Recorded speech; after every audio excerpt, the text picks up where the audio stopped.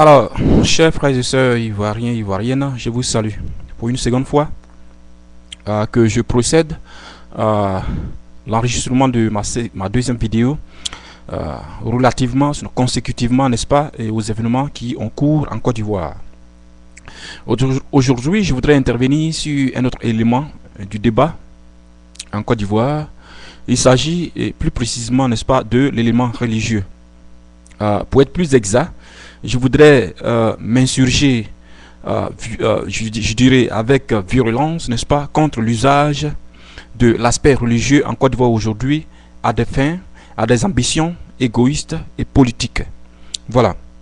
Alors nous savons depuis l'histoire de la Côte d'Ivoire que depuis que la Côte d'Ivoire est Côte d'Ivoire, depuis les indépendances, je dirais même avant même les indépendances, n'est-ce pas, toutes les religions de la Côte d'Ivoire établies en Côte d'Ivoire, qu'il s'agisse, n'est-ce pas, des musulmans, des chrétiens, des bossons, des animistes ou même voire les athées, toutes ces religions et donc en Côte d'Ivoire, n'est-ce pas, vivent dans une symbiose religieuse parfaite.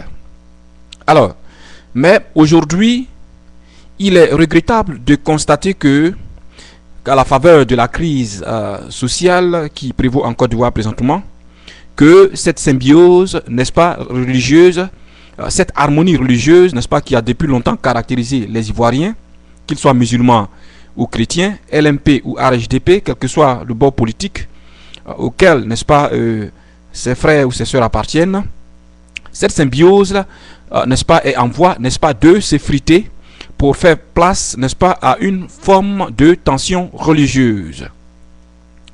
Il y a d'abord d'une part un certain nombre de soi-disant guides religieux qui ont pris parti dans ce conflit politique qui oppose les fils et les filles d'un même pays.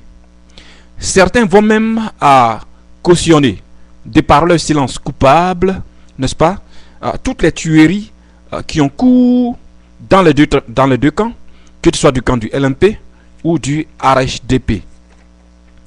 Alors, c'est le moment de rappeler que Dieu, ou Allah, quel que soit le nom que vous lui donnez, n'est-ce pas, s'intéresse aussi bien, n'est-ce pas, à une vie, qu'elle soit du LMP ou du RHDP.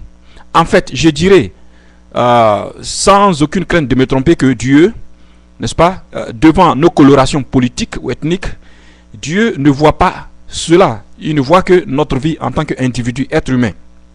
Voilà.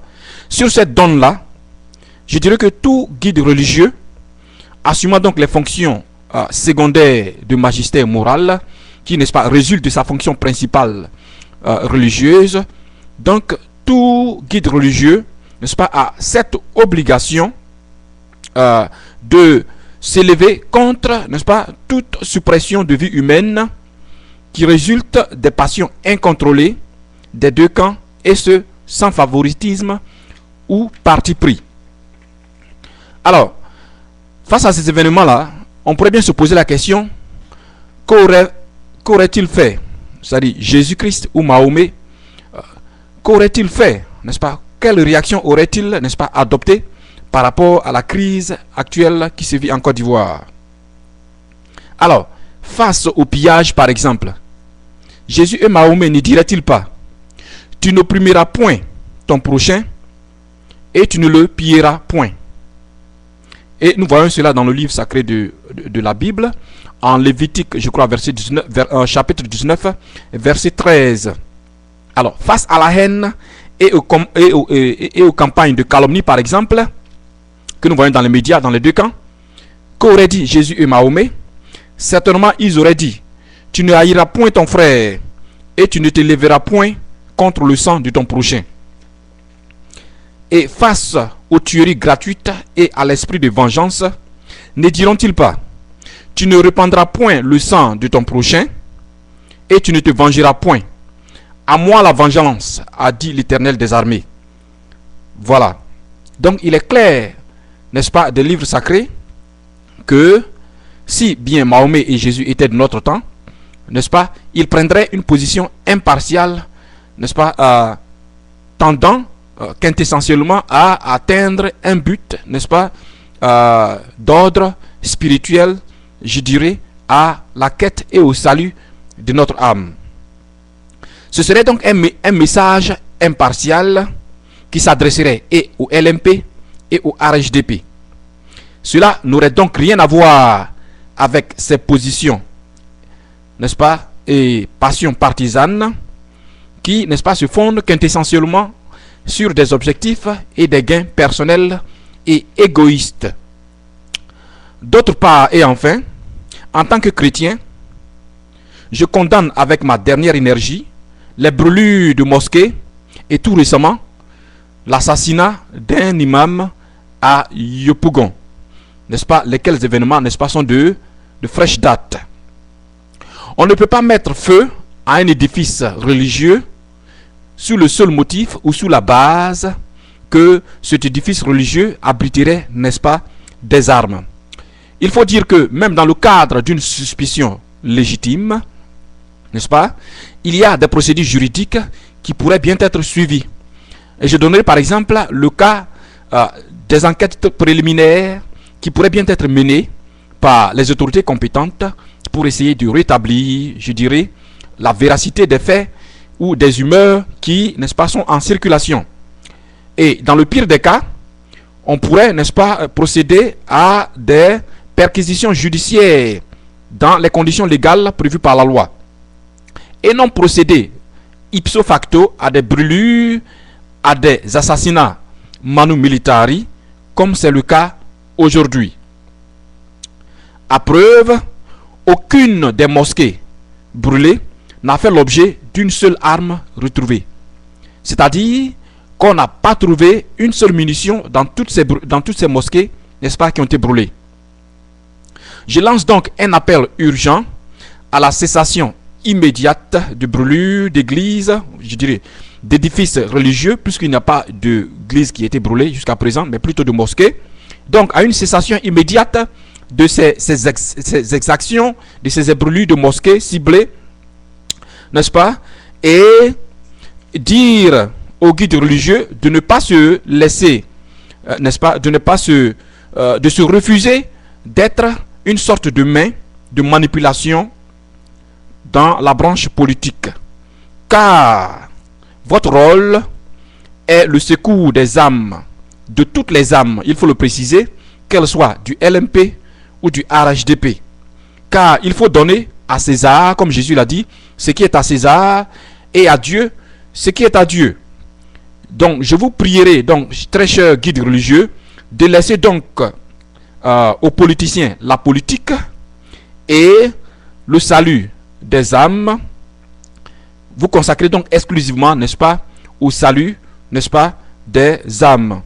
Car votre fonction sacerdotale, je veux partir de votre sacerdoce royal que vous avez été pour ainsi dire conféré par le Très-Haut, afin que vous puissiez, n'est-ce pas, assumer cela en toute impartialité, conformément, n'est-ce pas, aux écrits sacrés que sont la Bible et le Coran.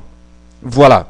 Donc, à tous nos frères et sœurs musulmans, je plaiderai votre pardon face à la réactionnaire, je dirais, de certaines brebis galeuses qui, n'est-ce pas, dans l'ignorance ou la manipulation, ont procédé à la brûlure de ces mosquées.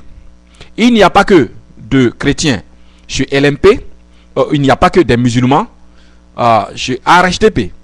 Voilà, des deux camps, que ce soit du LMP, du RHDP, nous avons un mixage religieux. Donc, il ne faut donc pas se laisser distraire ou il ne faut donc pas se laisser manipuler pour faire croire qu'il n'y a que des musulmans qui supportent Alassane Ouattara et des chrétiens, comment on appelle ça, le LMP, mais plutôt un mixage religieux. Voilà. Alors, je vous donne un exemple. Par exemple, au niveau de la Voice, Abidjan.net par exemple, au lobby, nous avons une multiplicité, n'est-ce pas, une multiplicité des religions en présence. Nous ne nous laissons donc pas distraire et manipuler par ceux qui veulent utiliser l'élément religieux comme une arme politique. Car comme il ressort de la constitution ivoirienne, l'État ivoirien est un État, une république laïque. Partant de ce fait-là, partant donc de cette laïcité, n'est-ce pas, l'État de Côte d'Ivoire, sinon le gouvernement de Côte d'Ivoire n'est pas à la solde d'un groupement religieux donné. Continuons donc, mes frères et sœurs, musulmans et chrétiens, de cultiver la paix par notre shalom amen et notre Allahu Akbar quotidien qui ont toujours caractérisé, n'est-ce pas, notre vie commune en Côte d'Ivoire, notre vie harmonie en Côte d'Ivoire, n'est-ce pas, et que, n'est-ce pas, Dieu bénisse la Côte d'Ivoire et que Dieu donne assez de sagesse à ceux qui aspirent aux fonctions politiques, à plus de sagesse, n'est-ce pas, et à plus de paix. Que Dieu bénisse la Côte d'Ivoire, n'est-ce pas. Je vous remercie.